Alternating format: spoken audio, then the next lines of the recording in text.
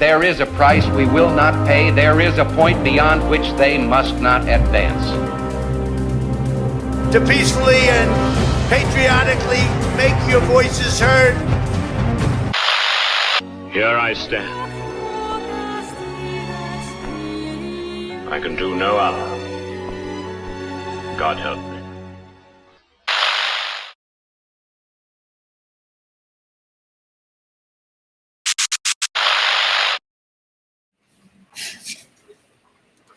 Okay, so welcome everybody to Opposing Views, where we like to hear both sides of the story.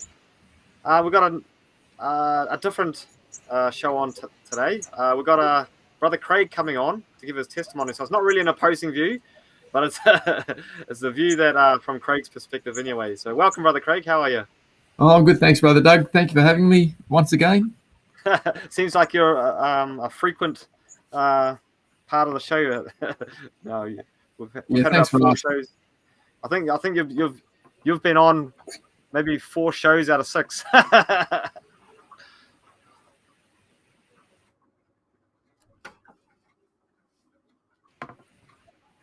Okay, so you might notice that Brother Craig will drop out now and then. We hope it's not too much of a hindrance to our show, dropping out again. What's going on? I'll just ask you, Brother Craig. Yes, Brother Doug. Most of us had a lot of us in the Western countries, we have a Christian upbringing. Was that your case? Did you have a Christian upbringing? No, not as such. I didn't grow up in an organised church environment, so to speak, and but I did have a godly mother, and who was devoted, and she taught us to pray when at a very early age, when I was about 4 years old. So, actually, where were you born, by the way, if you don't mind saying?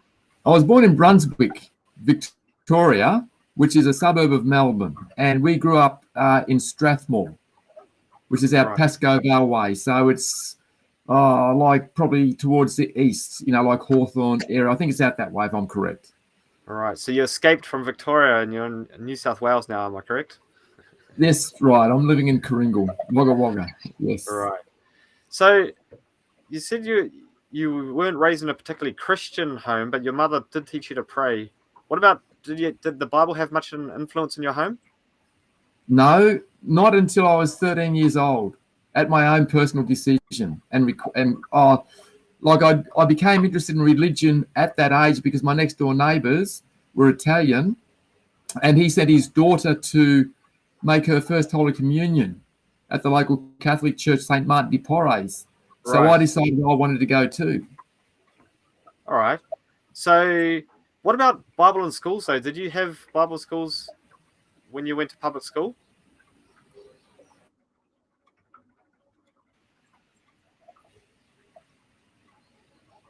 Well, we did have. Oh, yeah.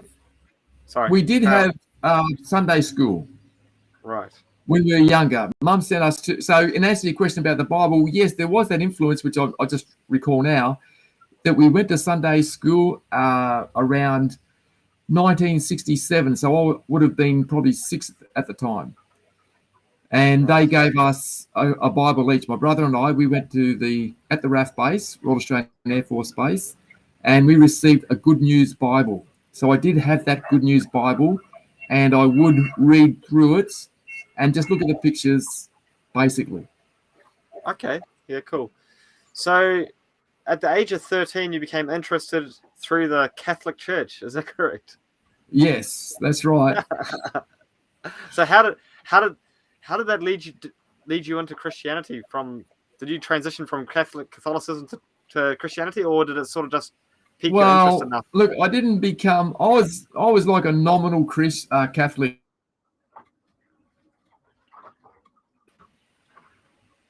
Sorry, Brother Craig. Yeah, so you're a nominal Catholic. Did you say nominal Christian or nominal Catholic? No, nominal Catholic. Oh, See, really? what happened when I came to, I always believed in God because of what Mum taught us through prayer. Yeah. So I didn't have a problem with God. I didn't have a problem with anything. I believed in God intellectually. I believe I had a relationship with Him ever since I can remember, but it wasn't like a mature, like dedicated response, if that makes sense. Right. Yeah, that's fine. Yeah, I know. It's exactly in the word nominal, isn't it? Well, yeah, nominal. The relationship was there. God was working in my life, and there were times that I was responding, but I wasn't fully consecrated. I didn't have that understanding. Cool. So how did you come to the point of making that full consecration? What age were you then? Well, it was there at 13 again. I did definitely come to the Lord. I did give him my heart, so to speak, without knowing I had to give him my heart or make a statement of faith or anything like that. But I just knew that. And it was at that age of 13. Sorry, excuse me, brother. You said you just knew, and then it cut out. What you just knew? I knew I had a relationship. Well, I knew God was working, and I was just simply responding. I knew I was responding to his grace in my life. Cool. So, were you baptized at that age, or? No, I was baptized as an infant in the Anglican or the Church of England. Right. Okay. So, from the age of 13, did you participate in the Catholic Church? Did you? Just wait a minute, Brother Craig, while the Okay, yeah. So were you participating in the Catholic Church, in the Catholic religion, from the age of 13? I was, yes. When I went to the Catholic Church, I went to do Bible studies, basically, and it wasn't a Bible study where I had my Bible, but the nun that was there was teaching us. And so I made my Holy Communion and confirmation together back to back as an altar boy. I became an altar boy first. I accepted that. And then I did my Holy Communion and confirmation together. Okay. So at what point did you become a Protestant? Good question. I became a Protestant when I just started reading the Bible again. I never saw myself as a Catholic, so to speak, respectfully speaking. I just went there. Right. And even when I started reading the Bible, the first church I went back to was the Catholic Church. Okay. So I know I'm answering your questions in a roundabout way, but I'm just trying to piece together my experience here. So when what happened is that from 13 to 16 years of age, I was dedicated and involved with the Catholic Church. I was an altar boy. I was going to the picture nights. I was attending funerals as an altar boy and doing mass and everything like that. And then when I reached 16, schoolwork, there was a lot more pressure with schoolwork. And so I decided to just concentrate on my schoolwork.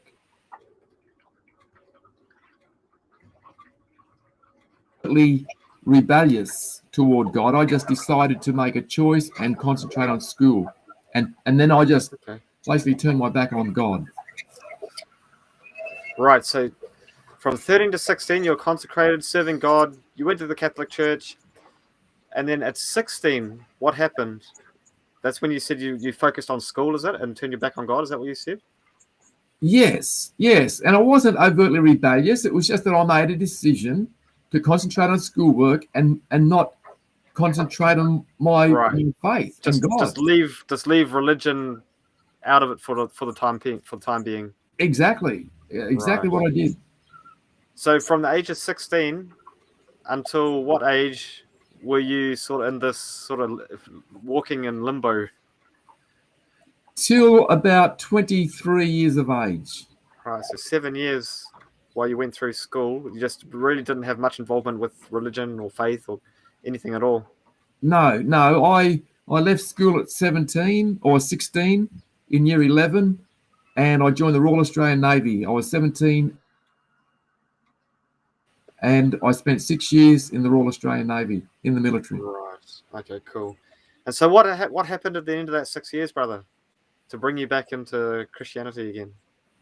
Well, it wasn't so much what happened at the end. It was what happened in between, Brother Doug. Right. Like, I was on the HMAS Melbourne, which was the flagship of the Australian fleet, and we had one young fellow there. His name was Rocker. We're in the same mess deck. We were both engineering department, and he had had a born again experience, which the only reason I could tell in hindsight was because he was really full on. He was talking in faith, and I'd think to myself, well, I'd get irritated and think, well, you talk about God as if you know him. I do too, because of my background. Right. But he had a personal relationship. I had an intellectual knowledge. Right. What was the Navy like in terms of religious influence? Was there any at all, or was Yes. Yes, we had in recruit school, we had an induction with the chaplain at HMAS Cerberus, a pocket-sized New Testament Bible. But he gave a brief induction, and they had Navy chaplains, and they would be there for the important ceremonies and the like. Right. Okay.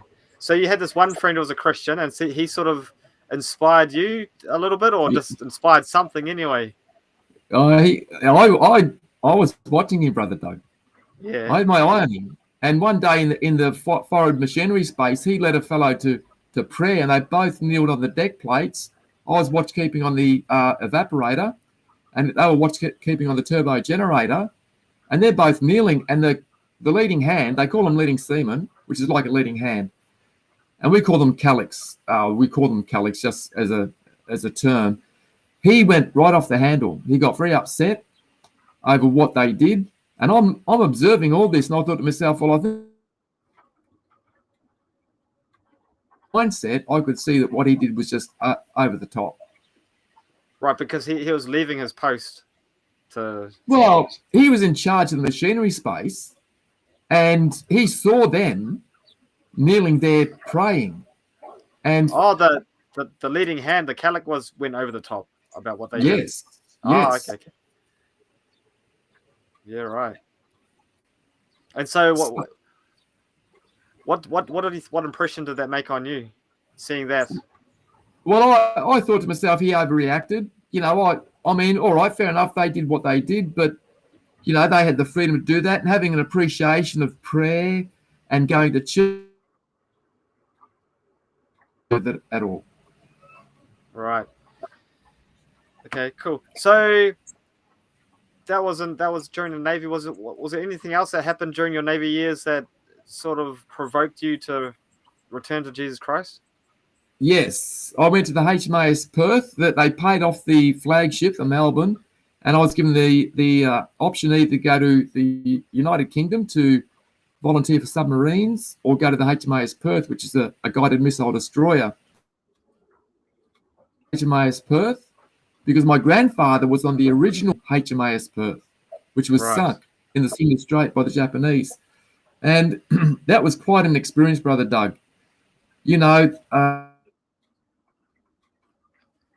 Sri Lanka, and sorry, brother. they made a call for any volunteers to go to an orphanage to help clean up the orphanage, to paint, and didn't decide to go. Sorry, brother. Brother Craig, can you hear me? Yes. Yeah, so it's starting to cut out quite a lot now. I don't know what's happening here. Let me just pause for a second, brother.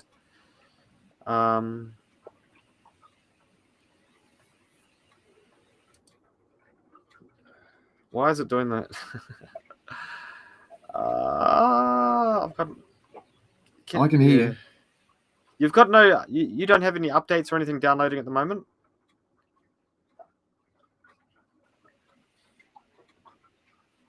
It's just that.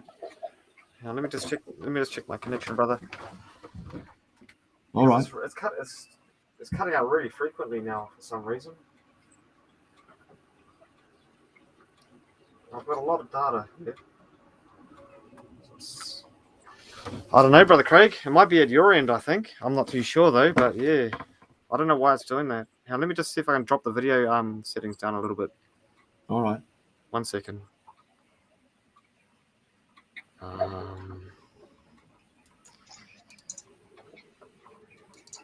Sorry, everyone. I was going to make our quality a little bit less, but it's just, it's not good having it cut out all the time. We don't want to miss anything, Brother Craig. Pardon? We don't want to miss any of your story. Sure. Okay, we'll try that now. I've set it down to 250. Okay, let's go. Okay, so yeah, you chose the HMS something Perth, a destroyer. 2 missions because that was your grandfather's, or the original Perth was your grandfather's. That's correct, brother. No. Yeah. So what happened on that trip, brother?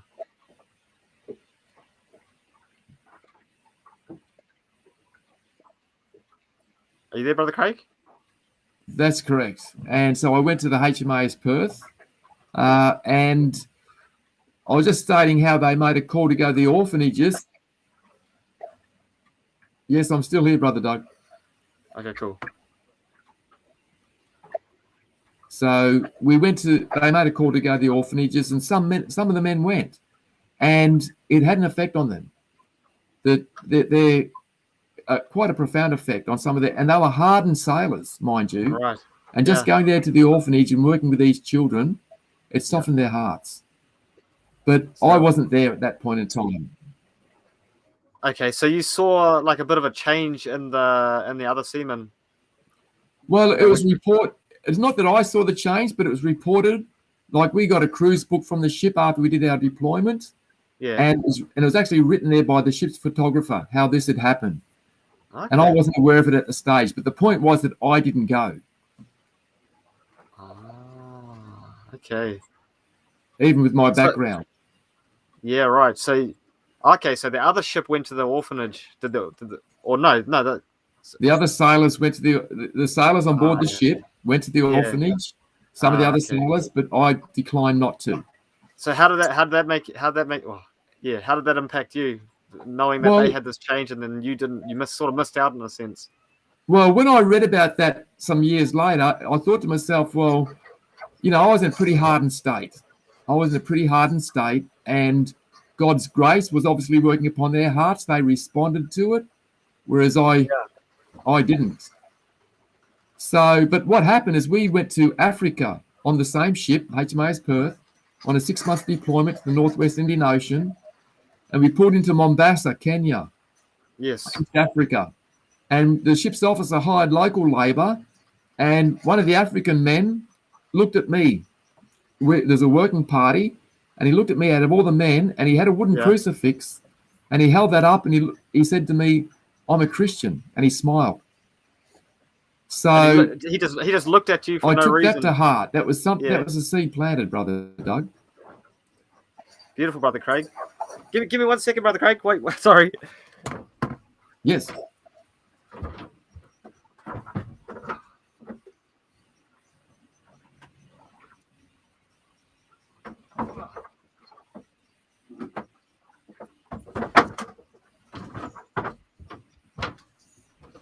Oh, sorry about that.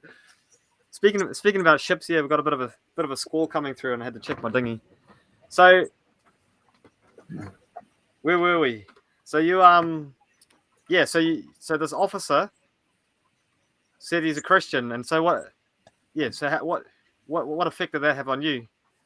Well, the ship's officer hired local labour, and it was the African man that was labouring that was on board the ship. Oh, okay, yeah. And he said to me, "I'm a Christian," and I couldn't say anything. I understood exactly what he was saying.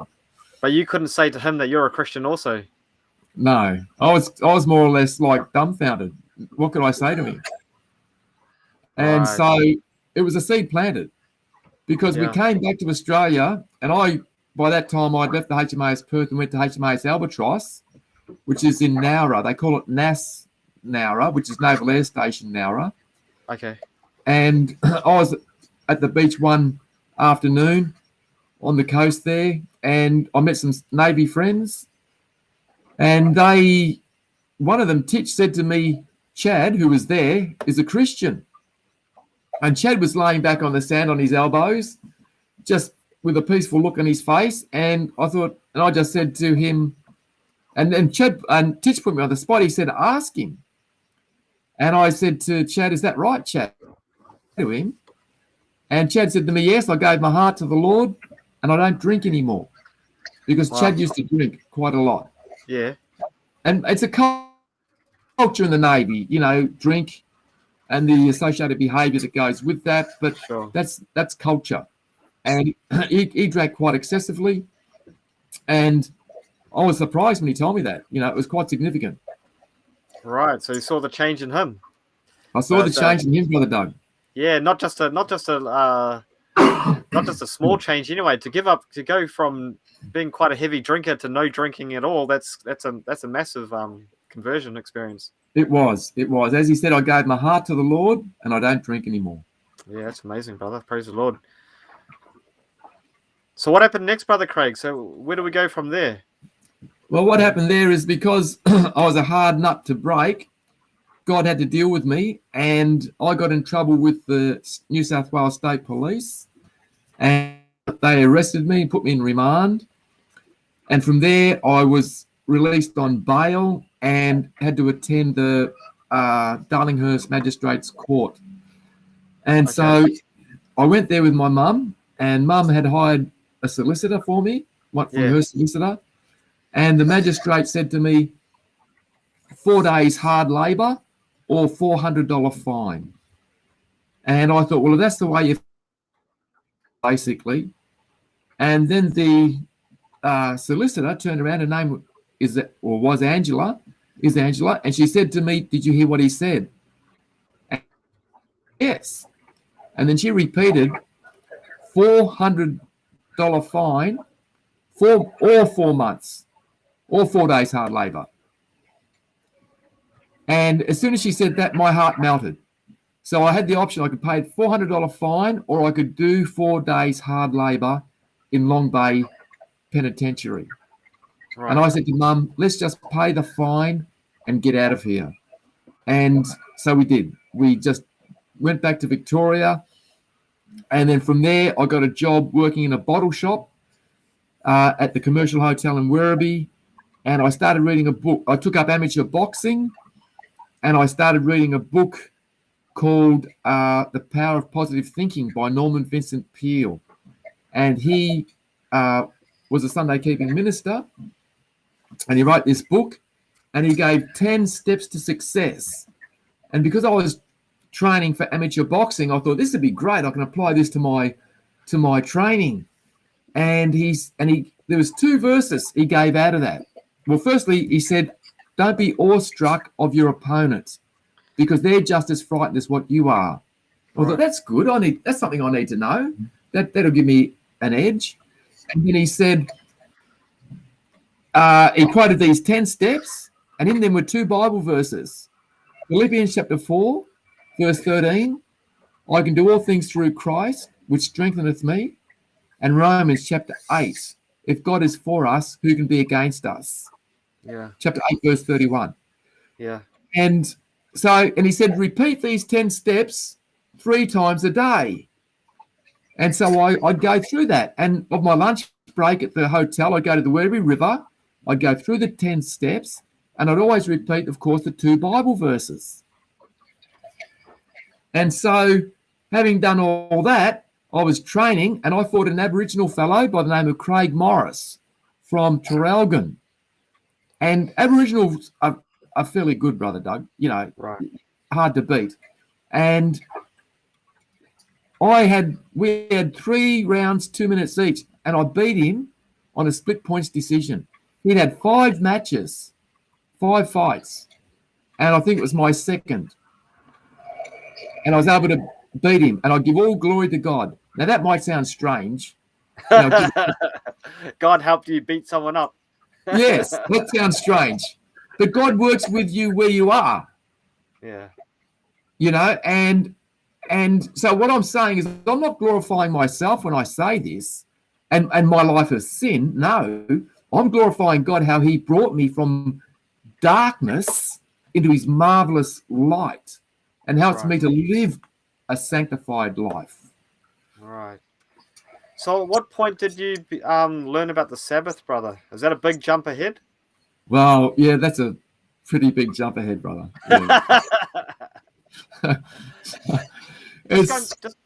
Yeah. Carry on. It's like after the boxing match and that win, the devil doesn't give up. You know what I'm saying? And he doesn't want you to advance. And so I had some major hiccups in my God. But so, yeah, good question. The next major step from that was marriage to my wife. All right. So that was a real, like, a lot of reflection, a lot of self-examination. You know, it's not an easy. Well, when I say it's not easy, it's a lot of responsibility. It's a big step to get married. You know, there's responsibility. It's a big change from a single lifestyle to a married lifestyle where you have to settle down. Well, you know, you need to settle down, and you've got responsibility. Yeah. And so I took that seriously, and I prayed. Right. And so was your wife a Christian at that time? No, we were both secular, Right.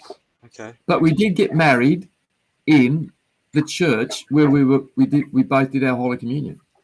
Oh, okay. So Because going back, the fellow who lived next door to us, the Italian man who sent his children to church, well, his youngest daughter was the one I married. right. Okay. Yeah. But, oh, okay. That's a connection, isn't it? It's a connection. All right. So, how long were you married for before you really made a turn for the Lord again? It was really within a matter of years, you know, 12 to 2 years. Wait, what? 12 to 2 what? years. 12 to 2 years. 12 months to 2 years, I'm sorry. Okay. All right. Okay, 12 so months to 2 years. Yeah. So what brought that along? Was it a sort of a slow progression, or was there an event or an abrupt sort of change that? Yeah. Yeah, it was. Look, settling into married life was really good. I enjoyed it. I took to it. Not a problem. And the reason why I say I enjoyed it was my wife and I later separated. But having said that, we are still in close proximity. We still communicate. I'm still talking with her, still helping her. Okay. So yeah, but So within that context, within the first 2 years of our marriage, I had to do a lot of changing, Brother Doug. There was a lot of challenges, right. a lot of changes I had to do, and I wasn't the best of men, so to speak, the best of people.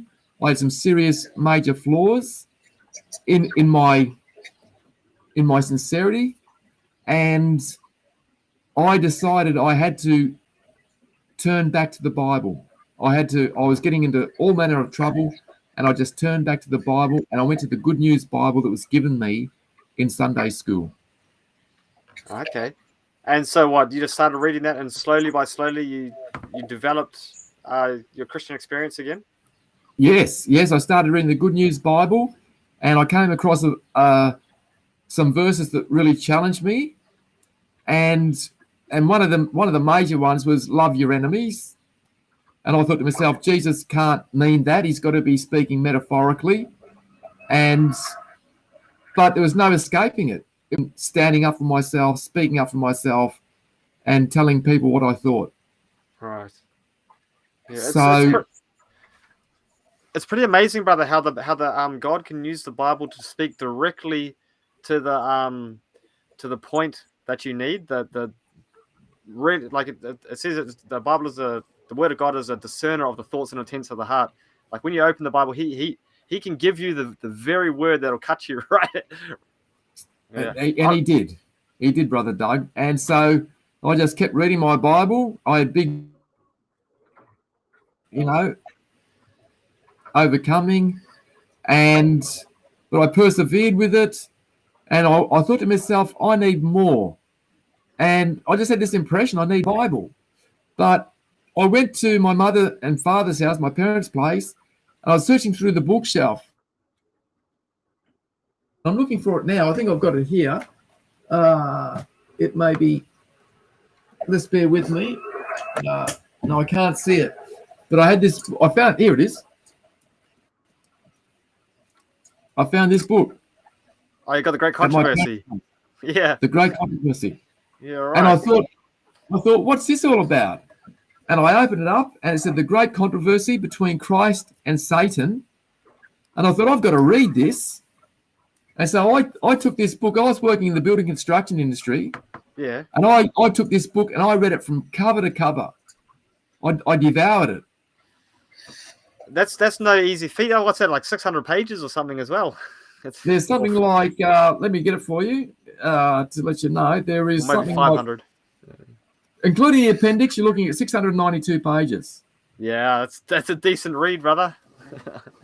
And I read it. I just devoured it, brother. Because I like English. I was always good at English at school. I like reading. Yeah. But this book just spoke straight to my heart. It was just great. So did you take on board all the truths that are in that book, that are written in that book immediately? Like, did you just accept like the Sabbath, the state of the dead? Was at the time. Yeah, you can get that experience when you read the Spirit of Prophecy. Hey, if you don't walk in there with a skeptical sort of doubting mindset, when you read those books, it's the truth. I believed it. And from a secular background, Brother Doug, from a secular, nominal, worldly background, and a sincere heart, I accepted everything in this book.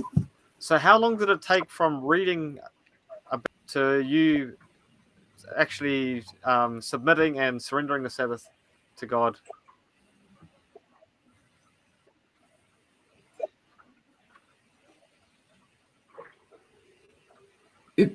It would have been possibly a couple of years before I came to Sabbath truth. I got to a stage where, like, I had a conversion experience. I was born again, and I was still reading Spirit of Prophecy because I wrote away to Warburton, a science publishing company, and they sent me the Conflict of the Ages series. And every time the Sabbath was mentioned, I found myself having an aversion to that. Right. Excuse me. Got your hackles up, so to I remember speak. Yes. And one particular day I was in the lunchroom, all the men were there, and it came across the Sabbath again. And I got really upset over it. And I felt like getting the book and just throwing it right across the lunchroom. I just felt like throwing the book away. Wow. But I didn't. Wow. Excuse me, brother. I'm just got a cough. That's right. And I didn't do that. But every time that happened, I would go back to reading Steps to Christ. Yeah. And that would calm me down. So where did you go from there? Did you go back to church, or what was the journey from there?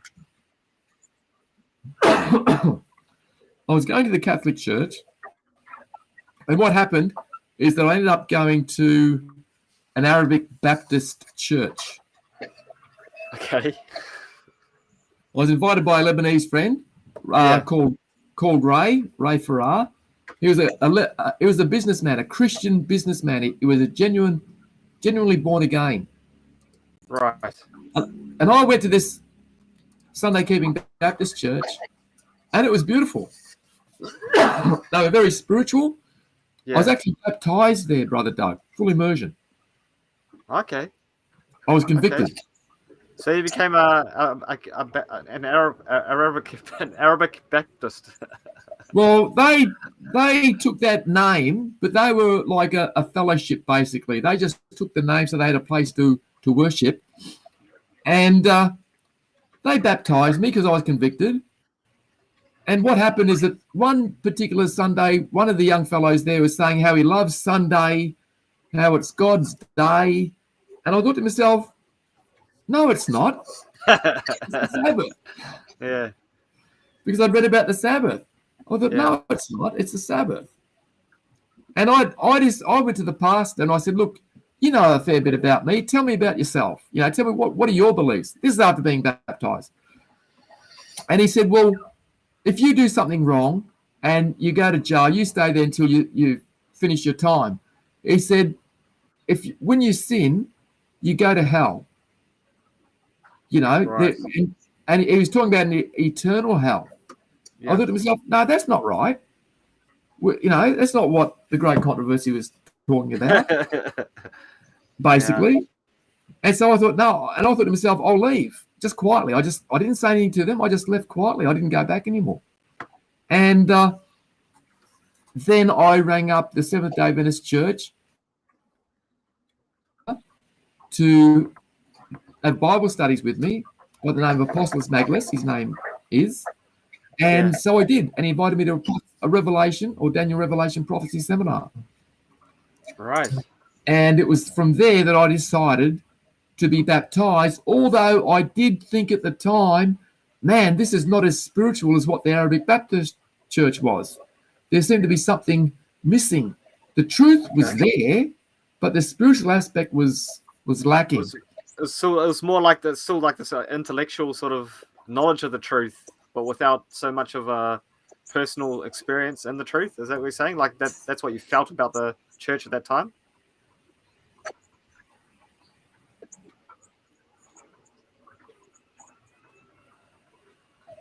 That's what I felt. That's what I experienced when I came to the church, Seventh-day Adventist Church. Now, don't get me wrong. I had a wonderful experience. I met wonderful people, and and we all loved one another. There was nothing wrong there, but there was a spiritual element that was missing.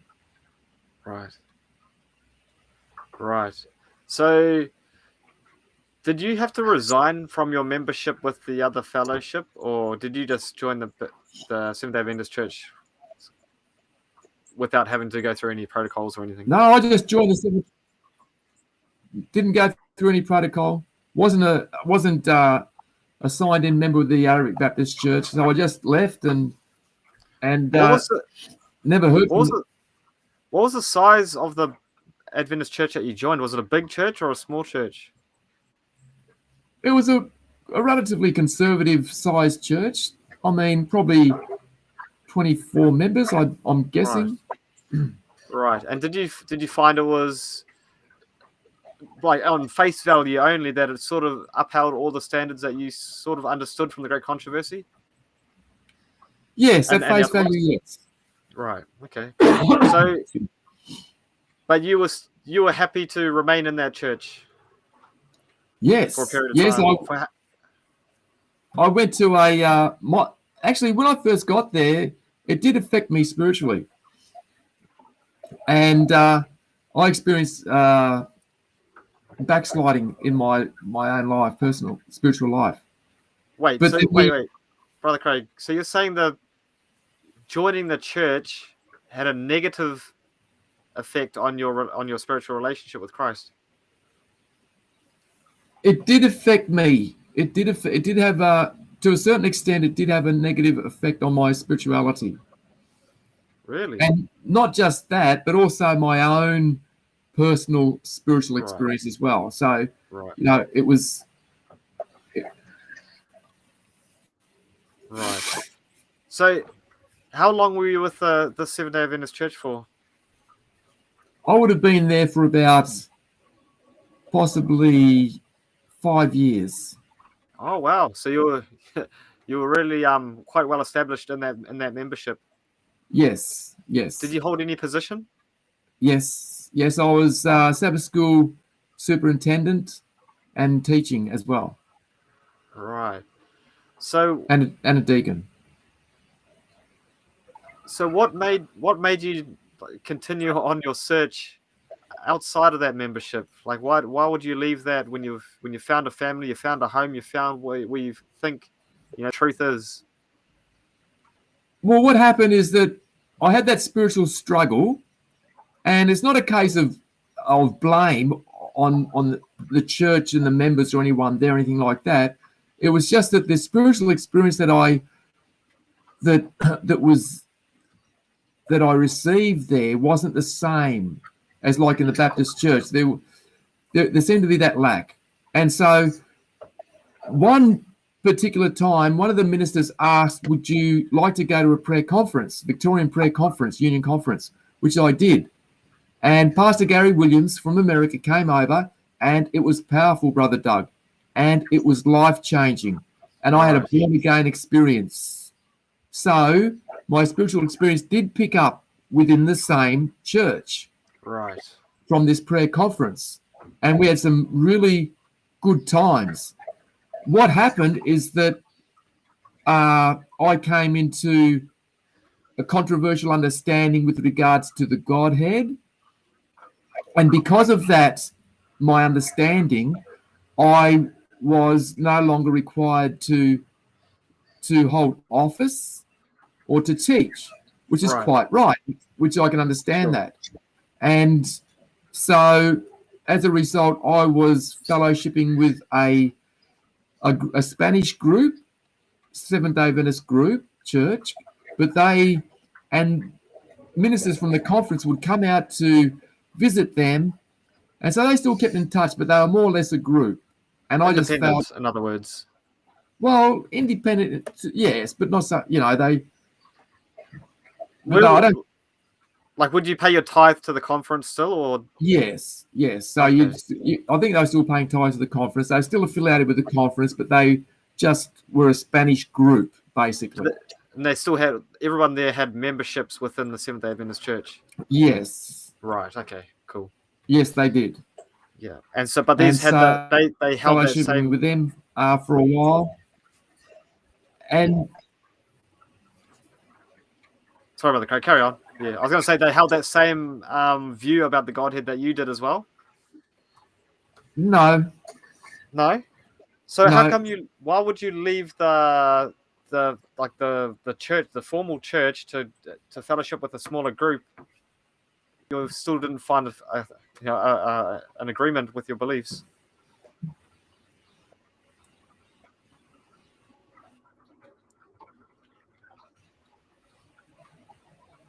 well, the reason why I went to fellowship with the smaller group, I just felt safer there. Right. I just felt a sense of protection. That's just how I felt it at that point in my life. Okay. So what had happened is that I'd come into the message of Christ our righteousness by one of the members in the Seventh-day Adventist Church, and it was the 1888 Message Study Committee from Robert Wheeland, and to attend a phone call. There was no answer. Yeah. And so I rang up the Seventh-day Adventist Reform Movement, which was in the phone book. And I spoke with a brother from the Reform Movement, a man from the Reform Movement, and he invited me to spend a night with them. Wait, sorry. Can I just back up a little bit, second, Brother Craig? Adventist Reform Church. Why did you make contact with an outside group again? Because from my understanding, you had your membership with the main church, and they didn't disfellowship you. You weren't rejected or anything, but you did hold a diverse opinion, which prohibited you from being able to hold office. But you still were welcome to fellowship there. But then you fellowship with the smaller group where you felt more comfortable. But now then you got to know the 1888 message, and now you're reaching out to the Reform. What was the reason behind that? Because when I did ring the local SDA church in Wagga, that's the place where I came to, that there was no response, no answer. And so I thought, all right, I'll ring the Seventh-day Adventist Reform Movement because their phone number is in the phone book. When you say and so I rang that number and spoke with a man, and he said, well, you're quite welcome. Sorry, Brother Craig, there's a bit of a delay here, but when you say there was no response, were you saying they didn't answer their phone? But I'm just wondering, why were you ringing them? Just to have a talk with them, is it? I rang the Seventh-day Adventist Church because it was a Wednesday evening and I wanted to attend the prayer meeting. Oh, okay. But they didn't answer the call? No. Ah. So then I rang up the Reform Movement number and spoke with the man there, and he was living at his home in Uranquinty, which is half an hour from Wagga, and he invited me to his home, and we had fellowship, and I was impressed.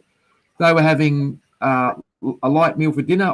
It was fruit and swieback, which is bread twice heated, and I thought, this is good, because I was coming into the health message. God was leading me prayerfully through into the health message, and I thought, this is good.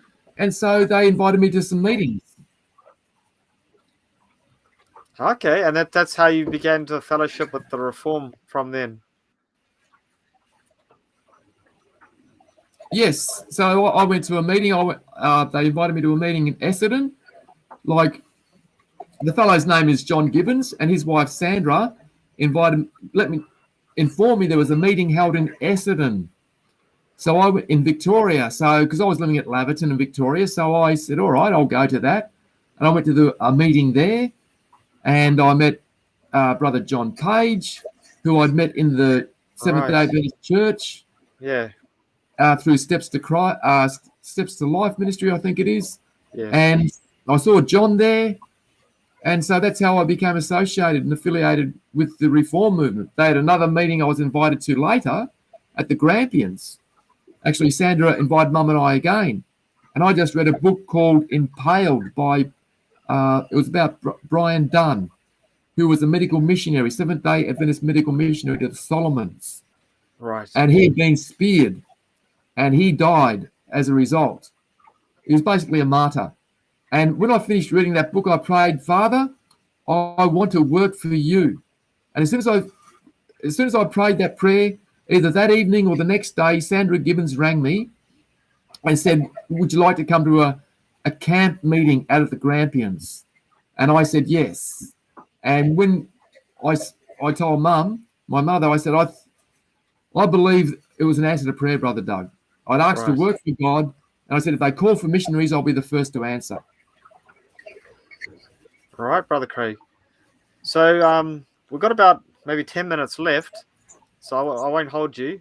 But I'd just like to know, Brother Craig, how long from when you first started associating with the Reformed Church did you come to the idea that this is God's church, this is the organization through which God is working at this time?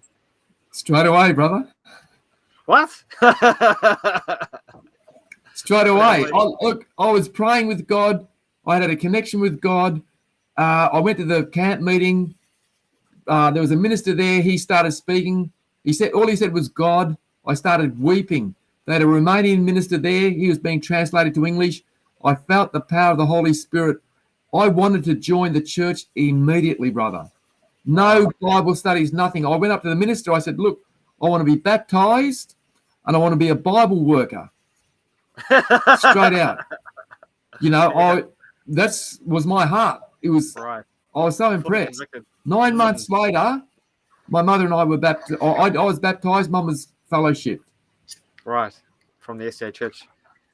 Yes, and not only myself and Mum, but there was another brother and sister who came from the SDA Church about the same time. Right, brother. Well, that's amazing. So it was. Getting back to this, with your experience with the 1888 message, brother, did that have any impact on you at all, coming to the Reform? Oh, yes. It was that relationship with God and that message that I believe, and having that personal connection with God, who led me to the Reform movement, because one of the principles of faith, which I didn't realize until late, is when you are baptized, and one of the principles of faith, do you accept the 1888 message of Christ our righteousness, the message of the fourth angel? And I do. I still do, brother. Yeah, amazing, Brother Craig. So how many years have you been with the Reform now? Since 2003, which makes it 18 years.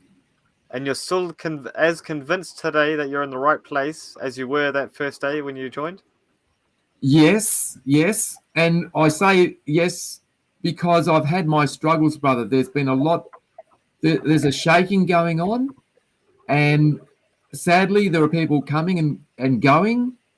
And, those that those that you're close to.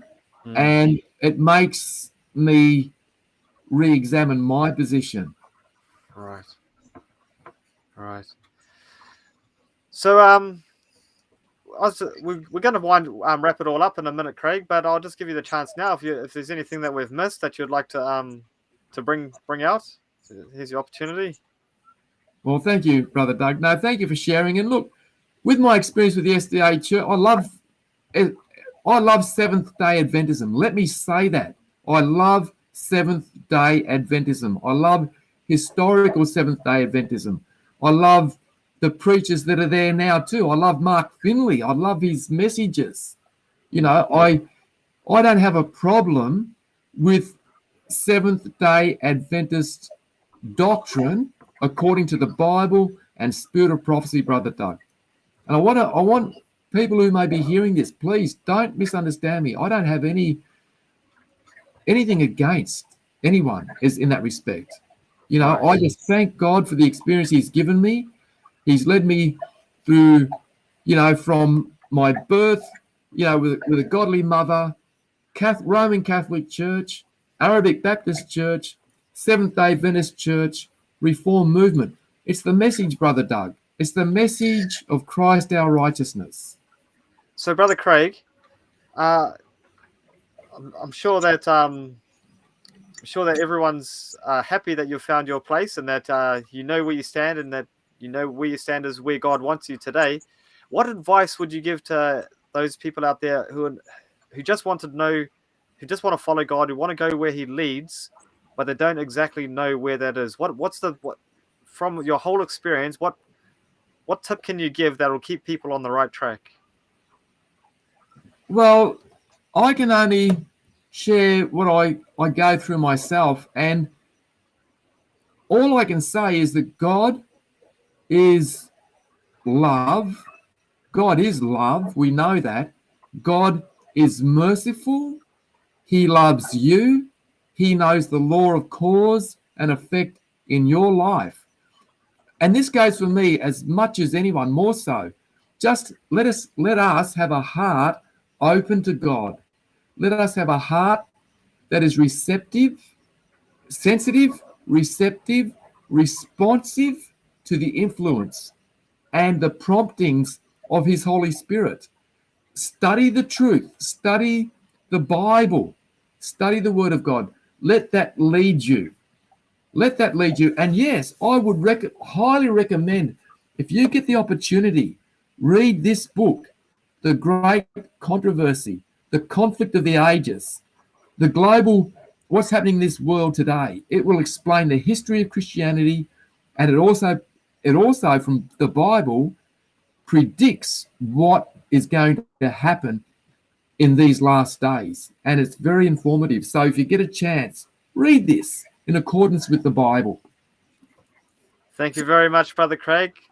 Thank you for sharing your experience today, and I'm sure we're all blessed and inspired by your walk of faith and how God has led you through your life. Thank you, Brother Doug. God bless you, and God bless all our hearers.